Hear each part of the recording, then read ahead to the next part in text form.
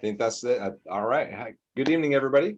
Thank you for joining us tonight. Welcome. Thank you for being here for tonight's Family Connection Workshop with Virginia Beach City Public Schools School Resource Officers, or as we like to call them, our SROs.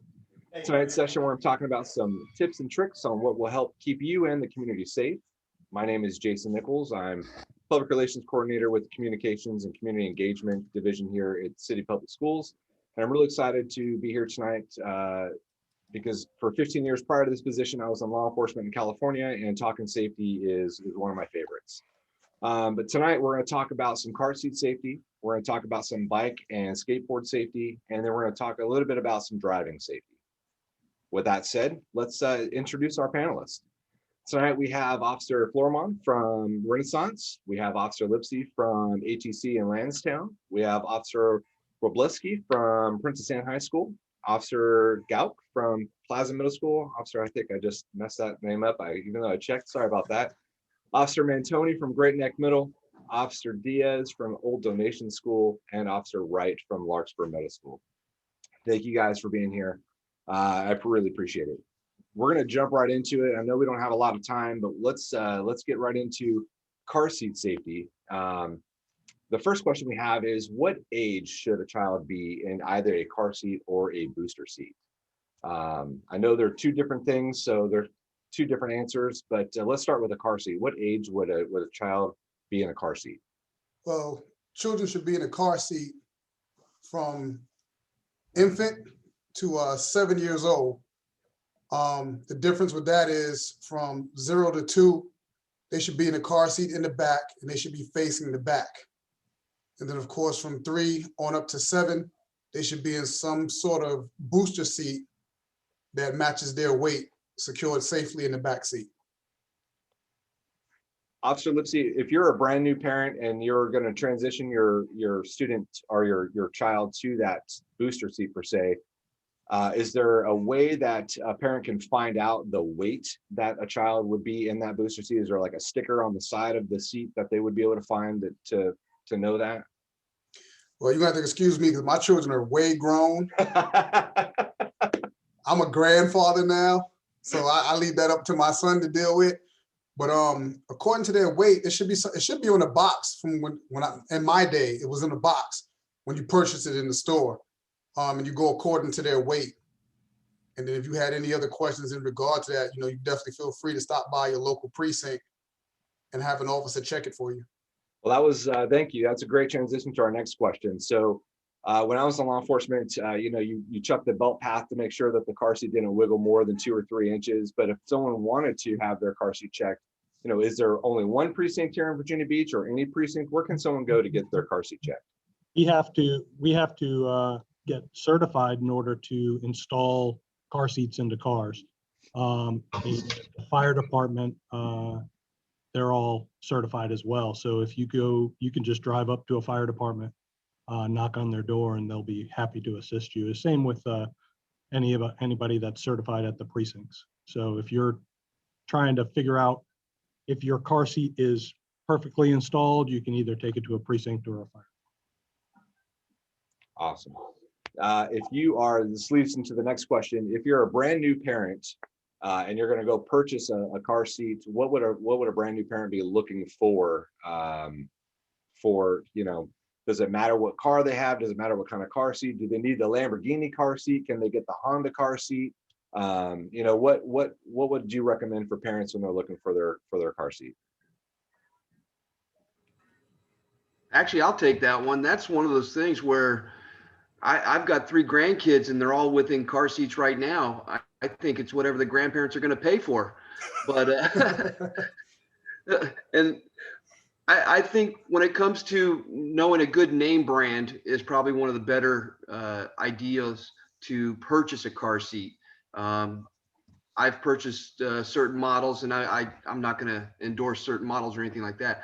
But knowing that it's going to good reviews, good standard safety through the department, I think that's probably one of the best things to look for is the price. Does it fit your child? What's the weight ratio? What's the style? What does it do for you personally? It's probably one of the best ways to find a good car seat. Fantastic. All right, I know that was really fun for you guys, but we're gonna move from car seat safety now. We're gonna move to transition to some bike and skateboard safety if you're up for it. I think probably the most the biggest question is if I'm riding a bike, do I need to wear a helmet? I could Indeed. answer I that think you're question. muted. I could answer that question. Go ahead, sir.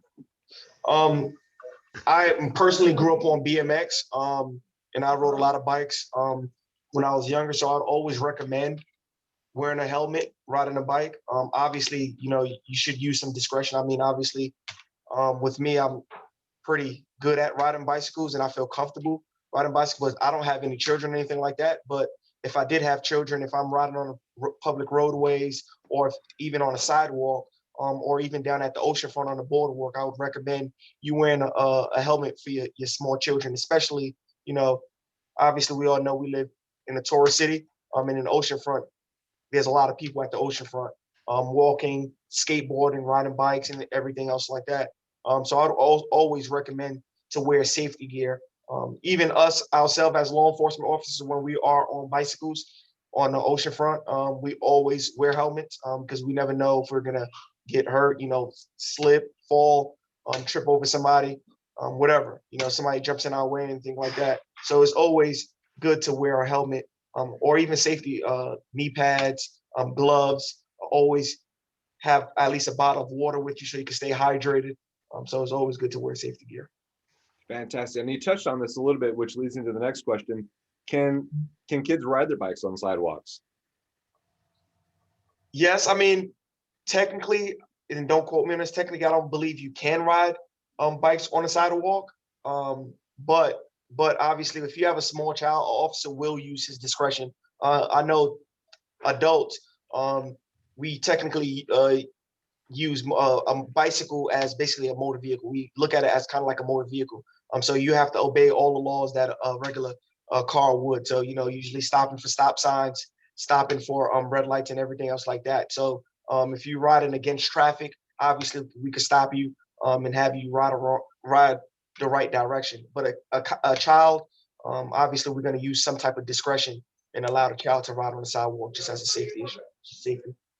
With I know you touched on it a little bit. So let's say you're a younger child and you see motorcycle riders or you see adult bicyclists and they're using hand signals to give directions on what they're going to do, what they're going to make a left turn or a right turn. Do you guys recommend students learn how to use hand signals and use those as well? I see a lot of nodding heads. Yes. Well, it's funny because if you go and learn your hand signals, you have to count on whoever's behind you knowing the hand signals as well, in order to make your left turn, right turn, or if you're going to stop. With riding on the sidewalks in the city of Virginia Beach, you can't ride on the sidewalks, I believe, down the oceanfront and in town center.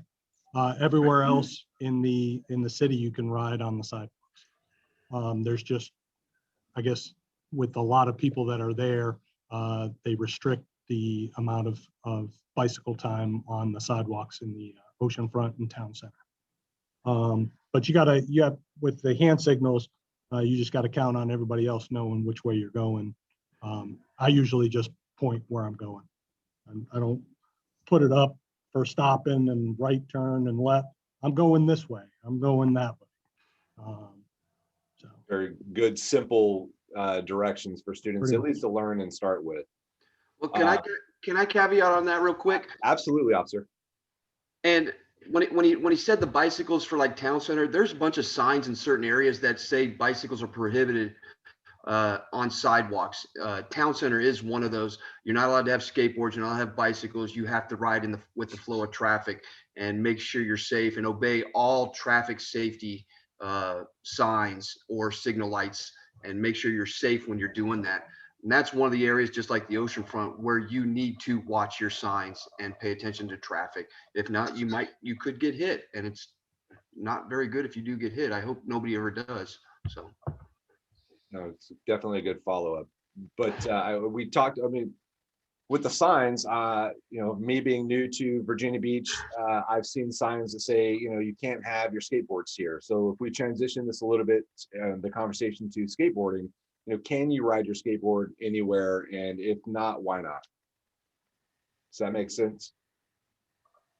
The oceanfront, it's restricted. You can't ride the skateboards on the boardwalk at all. You can't ride the skateboards west of Pacific Avenue, or excuse me, east of Pacific Avenue. West of Pacific Avenue, you're good to go. You can't ride them on the sidewalks or in the trolley lane. And I believe it's the same with Town Center. It's just the fact that there's so many people there that they've restricted those areas in reference to bicycles inside and skateboards. For pedestrian safety, more than likely. Yeah. With students riding their bike or their skateboard, to and from school, when they're coming to an intersection, what do you guys recommend the students do on their bike or skateboard? They need to follow the same rules as everybody else when they come to these intersections. They have to.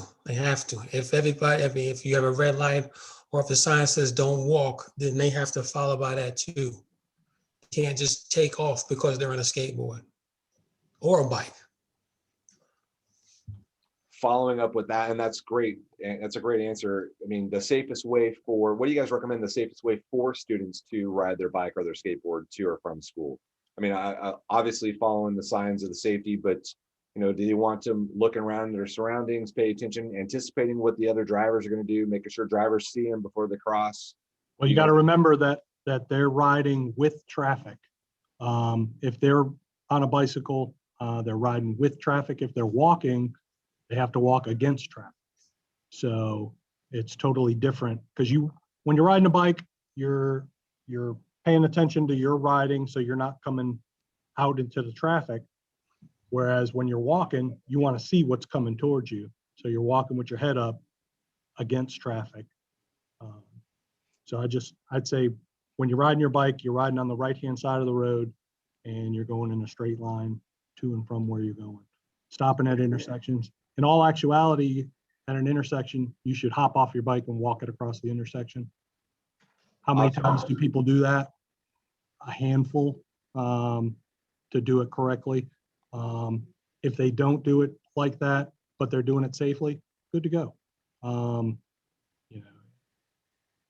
think it's pretty good.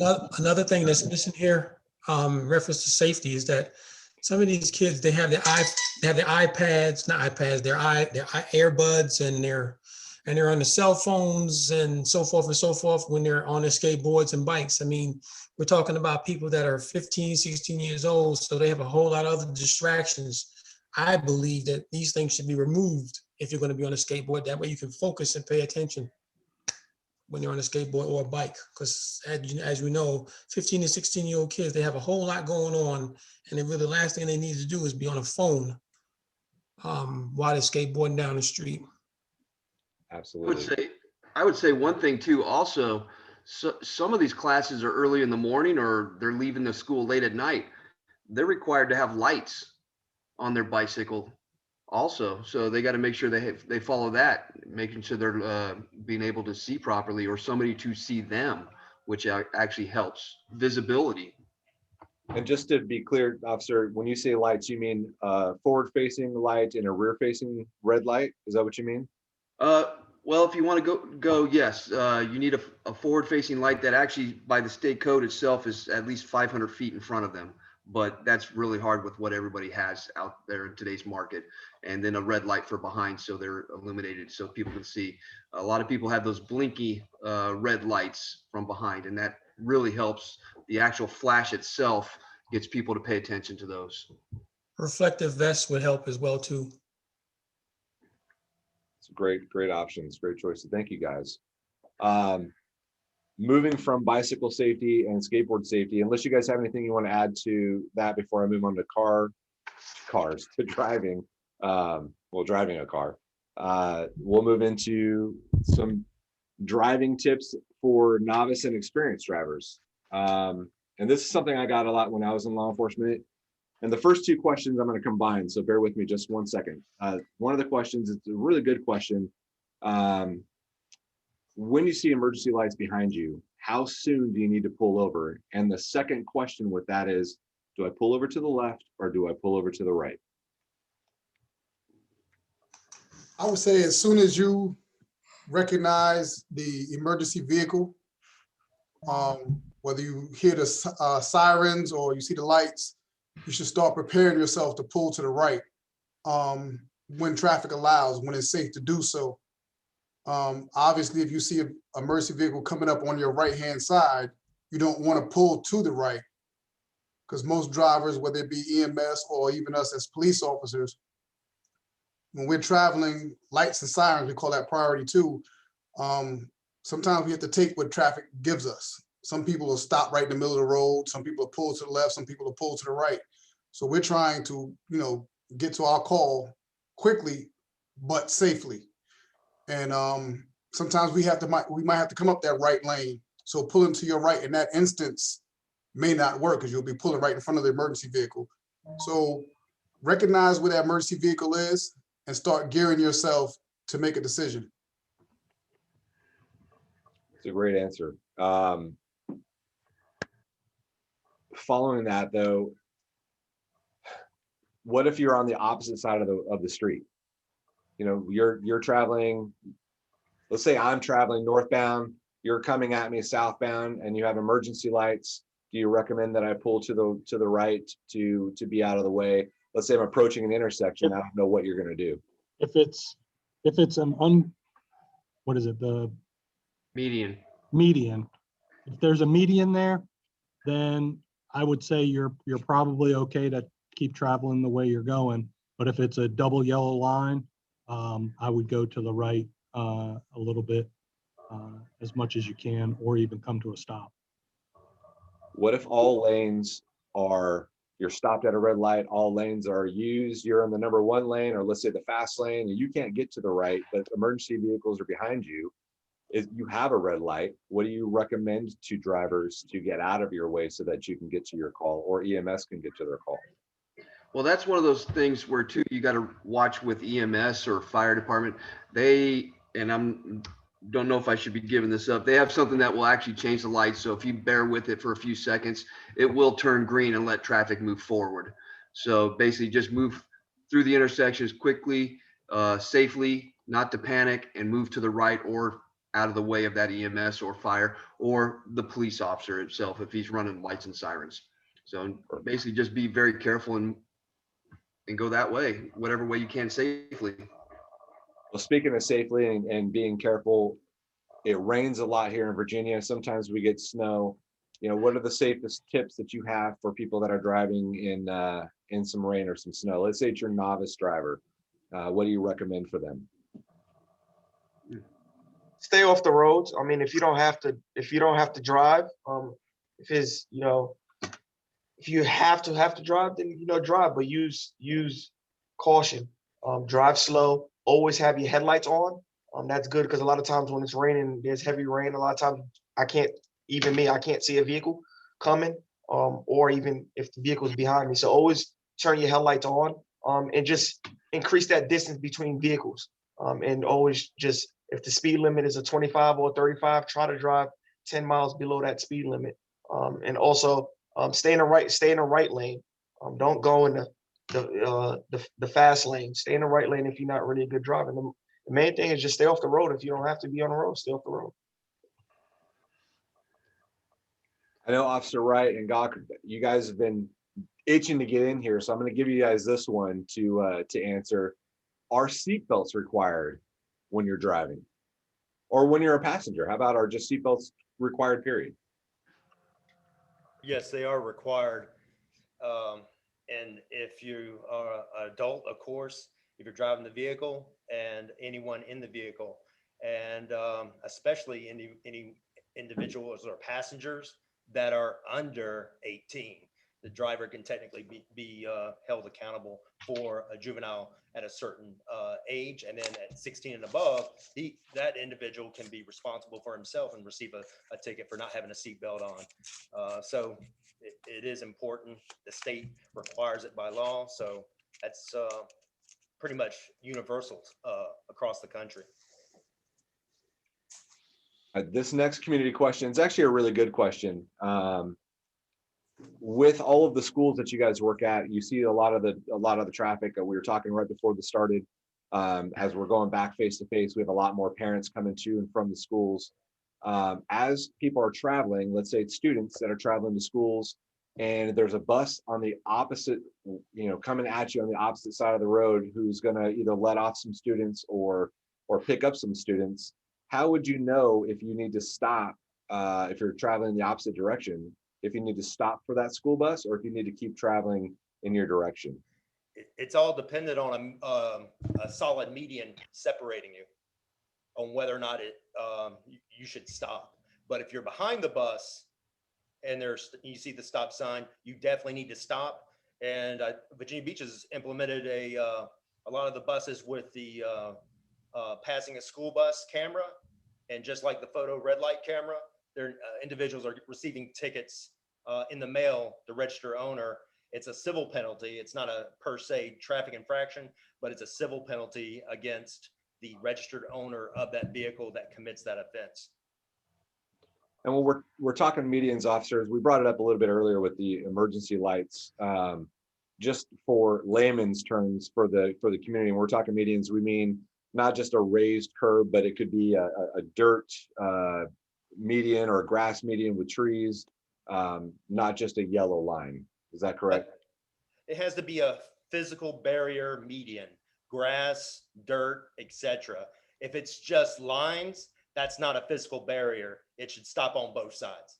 Perfect. Thank you for letting me clarify that. Yes, And sir. that's law, but also use your discretion also when it comes to that. If you see the median is not really a raised median and a car could literally hop the median, if you're going too fast, use caution. I know me personally, if I see a school bus stopping and there's a median where I feel that is really not really a median, it's a very small median. If I'm in my police car, if I'm in my police vehicle, I'll activate my lights and I'll stop all traffic, especially if I notice it's young children coming on or off the bus. I'll just activate my lights and stop all traffic from rolling. Because sometimes in Virginia Beach, some medians are bigger than others. All right. And because there's a median, people feel, they have the right to just speed through. So yes, if you do see a median, technically you don't have to stop. But if you're a pedestrian driving on that roadway, use your discretion. Just stop. It's going to delay you about five or 6 seconds. It's not really going to take you long to reach your destination. Plus, we know kids are excited to either get on the bus sometimes, they're running late, or they're excited to get off that bus and they might not, they might dart right across. So it's always good to be mindful and have a heads up. The last question, and it's the hardest question, and I know you guys are ready for it, but what's the safest way for a driver to use their cell phone while they're driving? Don't use it. Don't use it. Hands free. Hands free. Did you With expect- these, with these newer vehicles, there's no, Officer Lipsy hit it right on the nose. Just don't use your cell phone at all. And if you do have to use your cell phone, we're in 2021, there's a lot of newer vehicles out here where you could, activate Bluetooth. You could connect your phone to your vehicle, and you could say voice commands and call John Doe, and it'll call John Doe without having to actually touch your phone. I know my vehicle does that. A lot of kids, they're not driving newer vehicles, they're driving older vehicles and stuff like that, so they may not have that technology and that capability in their vehicles. But the best answer is, like Officer Lipsy said, just don't use your phone. And if you have to, drive to the nearest parking lot, closest place where you can stop safely and make that phone call or whatever you need to do. Yeah, I'm going to jump in on that one too. It's one of those things too, where if somebody's using their phone, even for texting, even for looking at a picture, you are not allowed to have it in your phone. Even at a stoplight, you're not even supposed to have your hand on your phone. It is illegal. Your texting means manually entering or reading anything on your cell phone is considered texting while driving, or for that code. Does not include looking at a GPS, you can look at your GPS if you're using it for directions. So there is that caveat, but it has to be for directions. So, and you're just not allowed to have it in your hands. Well, we all know that driving is multitasking in and of itself. So, adding one more thing, the radio, a phone, a GPS unit, it's just adding more, more bandwidth to your driving anyways. So awesome. Thank you very much. Those are great answers. Yeah, Can I ask? Yeah, go ahead. I've got one more thing on the driving aspect. You were talking about certain things for drivers. If it's raining or snowing, if your windshield wipers are going, your headlights are supposed to be on. That's a state requirement for driving. If a lot of people don't understand that, but it is. So if your windshield wipers are going and it's raining, you got to have your headlights on. Well, I think adding a little bit of a space cushion between you and the vehicle in front of you as well, especially if it's snowing or if it's raining, to give you that little bit more space to brake just in case your tires don't grab right away. Definitely one more element to add, at least for newer drivers. But Yeah. we're Do you think you know how much the civil penalty is for the state code of texting and using a handheld mobile telephone? Do you I think don't, but I that's would like pretty for you to tell me. It says a civil penalty not to exceed $2,700. That's a lot of money. I did a lot of research on some of these topics you guys asked. For some reason, I know what they are and I know where to look for them and I know which ones to write, but looking at the civil penalty on how much it costs, it's not worth it. That's an expensive phone call. Yeah. Yeah. Or text. Thank you. Anybody else have any last minute fun facts or giveaways? If I may circle back for 1 second, Yeah, absolutely. That's all right. if I may coin that phrase, when it came back to the child safety seats, the City of Virginia Beach website, if you go to it and just type in child safety seat installation, it has some great click it videos. It covers the state code and detailed video on how to install various kinds of child seats. It made me and various other people received high praise on recommending that video. So just wanted to give that information out there. No, that's great information, Officer Wright. I'm glad you did because, being able to have that resource available right at your fingertips, it's great for parents, either first time parents or grandparents or just parents that want to double check to make sure it's installed correctly.